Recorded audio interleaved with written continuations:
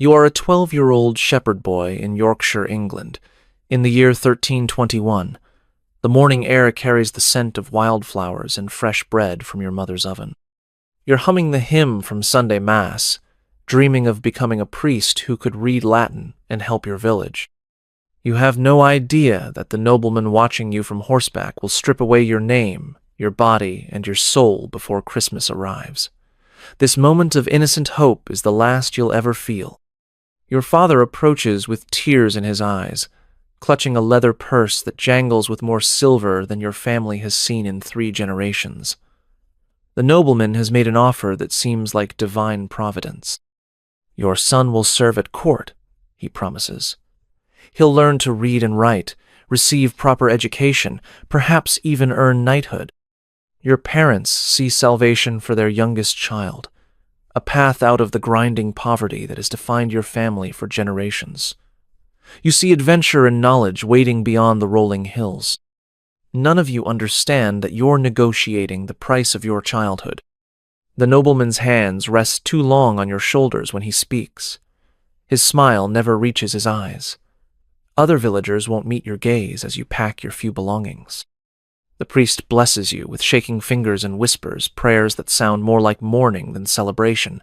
Your mother holds you too tightly, as if she knows something terrible is coming. But the silver coins gleam in the candlelight, promising a better life for everyone.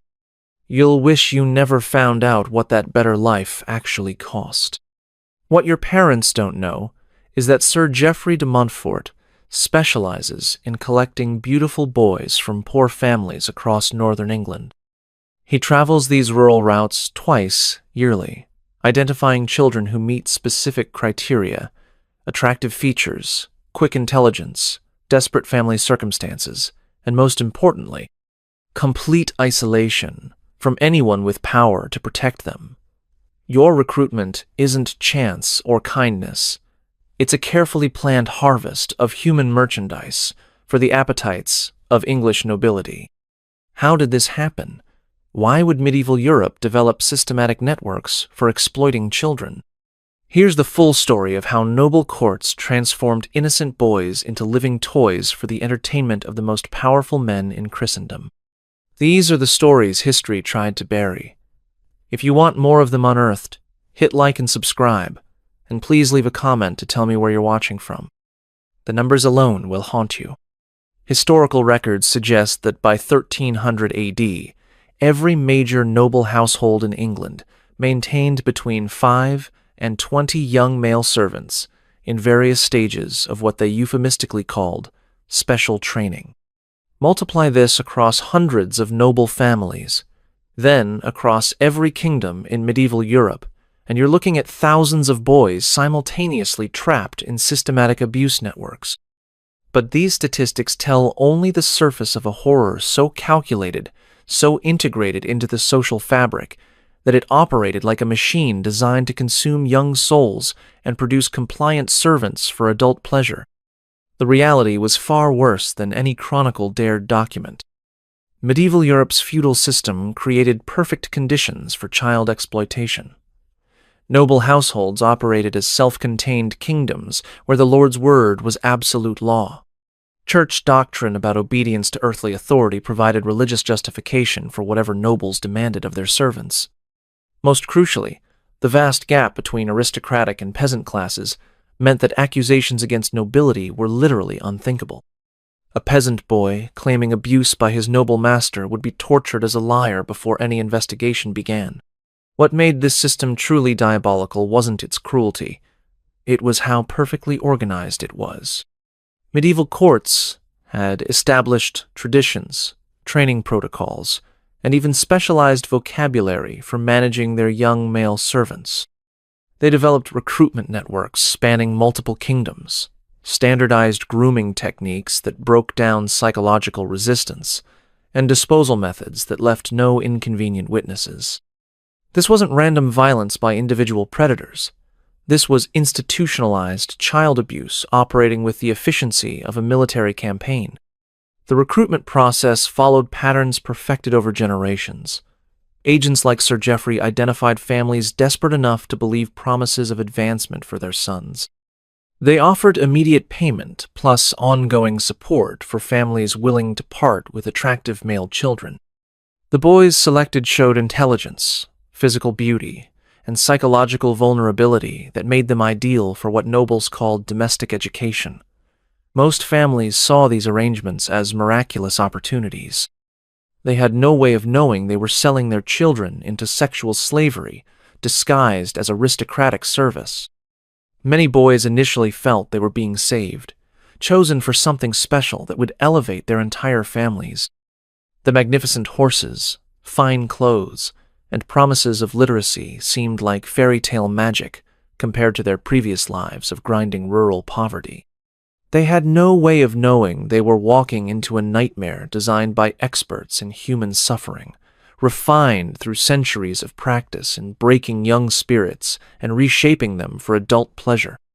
The journey to Sir Geoffrey's estate takes you through landscapes that should be beautiful but feel ominous under the weight of your growing unease. Other boys travel with you, collected from villages across the region, all carrying the same mixture of excitement and inexplicable dread. The older boys don't speak much, and when they do, their voices carry a flatness that you don't yet understand. They've learned that hope is just another word for future disappointment, though you won't comprehend this lesson until much later. Your arrival at Montfort Castle overwhelms your senses with its grandeur. Stone walls rise like mountains, decorated with tapestries depicting noble victories and holy scenes. Servants in fine livery move through corridors wider than your family's entire cottage. The great hall features tables that could seat your entire village, laden with foods you've never seen before. Everything speaks of wealth, power, and civilization, far beyond anything you've imagined. For a moment, you feel genuinely grateful to Sir Geoffrey for bringing you into this magnificent world. What Thomas didn't notice was how the other children moved, too carefully, too quietly, like broken dolls trying not to shatter completely. The first sign something isn't right comes during your introduction to the household hierarchy. You're assigned to serve as a page to Lord Edmund Beaumont, Sir Geoffrey's cousin and frequent guest. Edmund is perhaps 40 years old, soft-spoken and cultured, with an extensive library and genuine knowledge of Latin texts. When he speaks to you about your education, his interest seems scholarly and appropriate, but his eyes linger on your face in ways that make your skin crawl, and his hand rests on your shoulder longer than necessary when giving instructions. Your quarters are in the servants' wing, a long dormitory lined with narrow beds for the household's numerous young attendants. The room should feel communal and friendly, but instead carries an atmosphere of barely suppressed fear. Boys range in age from perhaps 10 to 16, all bearing the carefully groomed appearance expected of aristocratic servants. Their faces show a strange combination of premature sophistication and hollow exhaustion, as if they've seen too much while experiencing too little genuine human warmth. Thomas still clutched the small wooden cross his mother had pressed into his hand during their farewell, whispering childhood prayers when the fear became overwhelming. He didn't know that such connections to his former life were about to be systematically severed. Your first lessons seem innocent enough. Lord Edmund teaches you basic Latin phrases, shows you how to properly serve wine at formal dinners, and explains the complex etiquette governing interaction between different social ranks. You learn which nobles require specific forms of address, how to move through the castle's corridors without disturbing important conversations, and the dozens of small rituals that mark the difference between aristocratic civilization and peasant ignorance. The education feels genuine, and Edmund's praise when you master new concepts brings warmth you haven't felt since leaving home. But, gradually, the lessons take on undertones that make you increasingly uncomfortable. Edmund begins teaching you about loyalty, obedience, and the special bonds that develop between lords and their most trusted servants. He explains that some boys earn privileges through exceptional dedication to their master's needs, while others remain ordinary servants throughout their time at court. The implication that advancement requires going beyond normal duties becomes clearer each day, though Edmund never states explicitly what these additional services might involve. The locked chamber on the third floor had puzzled Thomas since his arrival. What lay inside would explain why none of the other boys ever smiled. Other boys in the dormitory begin sharing, whispered warnings during the few minutes between evening prayers and lights out. Marcus, perhaps 14 and more experienced than the others, approaches your bed one night with information that chills your blood. Lord Edmund has favorites, he explains in barely audible tones. Boys who receive special attention, better clothes, private tutoring, and comfortable private rooms instead of dormitory sleeping. But this preferential treatment comes with prices that Marcus describes in terms you don't fully understand but instinctively fear. The psychological manipulation begins with gifts that seem generous but create obligation and isolation. Edmund presents you with new clothes, fine leather boots, and even a small illuminated prayer book that represents more wealth than your family possessed in total. Each gift comes with expressions of affection and confidence in your potential, making you feel specially chosen among all the boys serving the household. But these presents also mark you as Edmund's particular property, setting you apart from other boys and making it clear that your advancement depends entirely on maintaining his favor. Edmund starts requesting private meetings to discuss your progress and potential. These sessions take place in his personal chambers, decorated with religious art and scholarly texts that reinforce his image as a learned, spiritual man genuinely interested in your development. During these conversations, Edmund gradually introduces topics related to trust, intimacy, and the special relationships that exist between masters and their most devoted servants. His questions become increasingly personal, focusing on your body, your feelings, and your willingness to do whatever might be required of advancing your position. For a brief moment, Thomas thought salvation had arrived in the form of Father Benedict, the castle chaplain who showed unexpected kindness during confession. Only later would he understand this too was part of the machine. The first direct violation occurs during what Edmund frames as a lesson in serving nobility during private moments.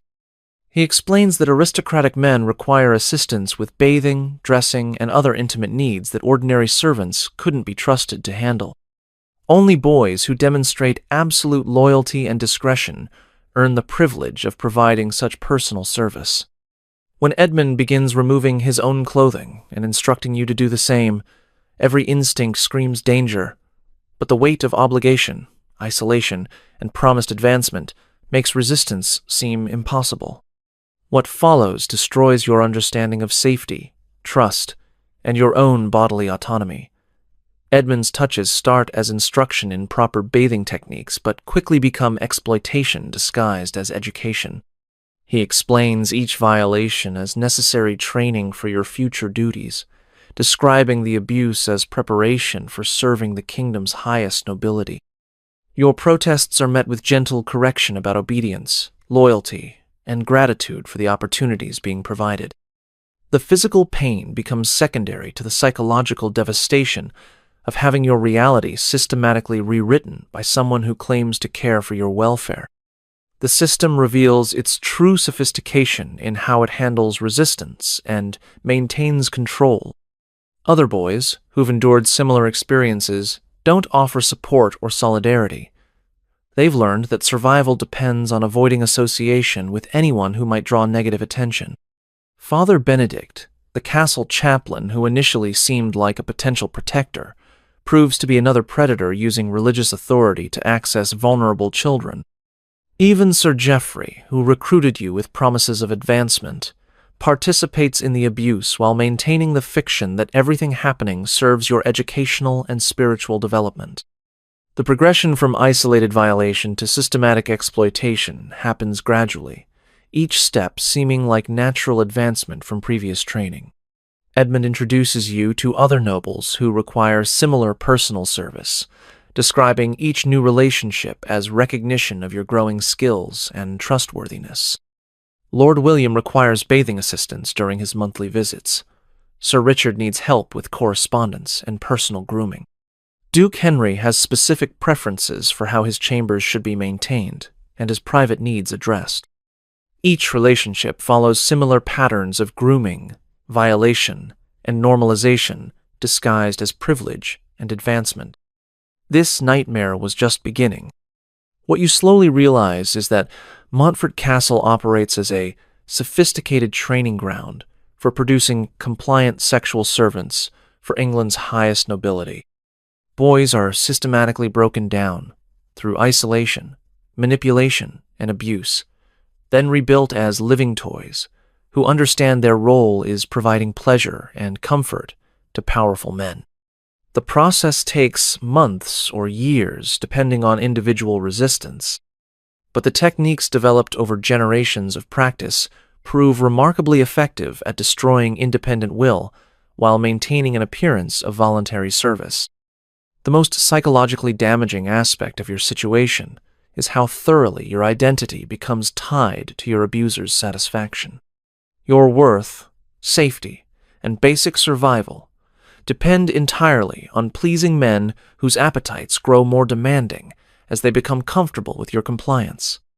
Edmund begins sharing you with visiting nobles, describing these encounters as demonstrations of your training and his skill in developing quality servants. Each new relationship reinforces your understanding that you exist solely as an object for adult pleasure, with no rights, preferences, or value beyond your utility in satisfying their desires. Physical abuse escalates alongside the sexual exploitation, as your handlers work to eliminate any remaining resistance or independence. Beatings become routine punishment for hesitation, inappropriate facial expressions, or failure to anticipate what specific nobles might want in particular circumstances.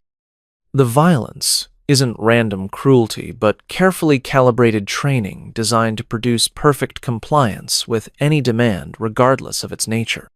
You learn to suppress natural revulsion, hide physical pain, and maintain appropriate grateful expressions while enduring whatever violations your betters choose to inflict. The locked chamber on the 3rd floor finally opens for you after months of conditioning, revealing the full scope of what you've become part of. Inside, you discover elaborate equipment designed to restrain, position, and modify boys for the convenience of adult users. Ropes, chains, and wooden devices allow multiple adults to access a single victim simultaneously. Medical instruments serve purposes you don't want to understand. Most horrifying are the records kept of each boy's preferences, limitations, and responses to different forms of abuse, documenting years of systematic exploitation with clinical precision. But what they discovered next defied belief. The revelation that destroys your last connection to humanity comes when you realize that boys who age out of their usefulness or become too psychologically damaged to function simply disappear. Marcus, who had once whispered warnings about Lord Edmund's preferences, is gone one morning, with no explanation beyond vague references to advancement to higher service. Other boys who showed signs of resistance or mental collapse similarly vanish, replaced by fresh recruits brought in from rural villages with the same promises that originally lured you to this hell. Your own psychological breakdown begins when you fully comprehend that escape is impossible and rescue will never come. Your family believes you're receiving excellent education and advancement opportunities. Church authorities participate in the system rather than opposing it. Legal structures exist to protect nobles from any accusations by their servants. You have become property in every meaningful sense, owned by people who view your suffering as entertainment and your compliance as proof of their superior breeding and natural right to dominance over lesser humans. The final stage of your transformation involves accepting that survival requires becoming complicit in the system's continuation. Older boys who've endured years of abuse earn privileges by helping train newcomers, sharing techniques for maintaining noble favor, and identifying potential troublemakers who might disrupt the household's smooth operation. You find yourself teaching younger boys the lessons Edmund once taught you, explaining the necessities of obedience and gratitude while privately mourning the innocents being systematically destroyed in each new victim. Edmund begins discussing your potential graduation to higher levels of service, describing opportunities to serve at royal court or in the households of the kingdom's most powerful dukes. This advancement represents the system's ultimate success, producing servants so thoroughly conditioned that they can be trusted in any situation with any nobleman, confident they'll provide perfect service regardless of what's demanded. Your complete psychological surrender to your role as living property qualifies you for the most exclusive levels of aristocratic service.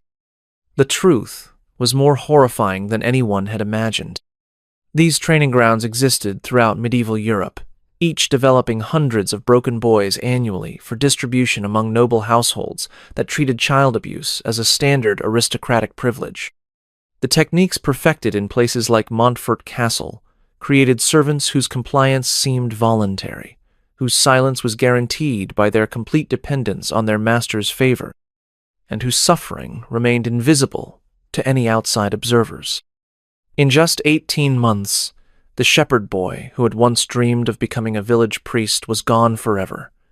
In his place existed something hollow, something that breathed but no longer lived. These same patterns operate today in institutions we trust, in systems we fund unknowingly. The faces change, the methods evolve, but the fundamental dynamic remains. The powerful consuming the vulnerable, while society looks away. Modern trafficking operations use identical techniques of isolation, dependency creation, and systematic psychological destruction pioneered in medieval courts. Contemporary institutional abuse scandals reveal the same patterns of protection for perpetrators, silence from victims, and social denial that characterized the system that destroyed boys like Thomas. We remember Thomas not as a statistic in some dusty historical record, but as a human being who deserved protection, love, and the chance to live the life he chose. His story serves as a reminder that evil thrives when good people convince themselves that looking away is easier than confronting uncomfortable truths about the institutions and traditions they've been taught to respect. The shepherd boy who once hummed hymns while watching his father's flock never lived to see his 13th birthday. What survived in his body was something else entirely, a hollow shell programmed to serve appetites that no child should ever be forced to understand. His dreams of priesthood, his mother's prayers, his innocent faith in human goodness, all of it was systematically destroyed by people who viewed his suffering as entertainment and his compliance as proof of their natural superiority. But in telling his story, in refusing to let his voice be silenced by time and shame, we honor not just his memory, but the memories of thousands like him, whose names we'll never know, but whose suffering demands to be acknowledged. Their ghosts still walk the corridors of power, reminding us that behind every system of privilege lies a foundation built on the bones of the powerless, and that our silence makes us complicit in whatever horrors unfold in the shadows we refuse to illuminate. If this glimpse into history's hidden darkness has left you wanting to uncover more buried truths, I've prepared another journey into the shadows of the past that you won't want to miss. Click on the video appearing on your screen now to discover another shocking chapter that history tried to erase. And if you found this exploration as compelling as I did, hit that subscribe button so we can continue peeling back the layers of history together. These forgotten voices deserve to be heard, and there are so many more stories waiting to be told.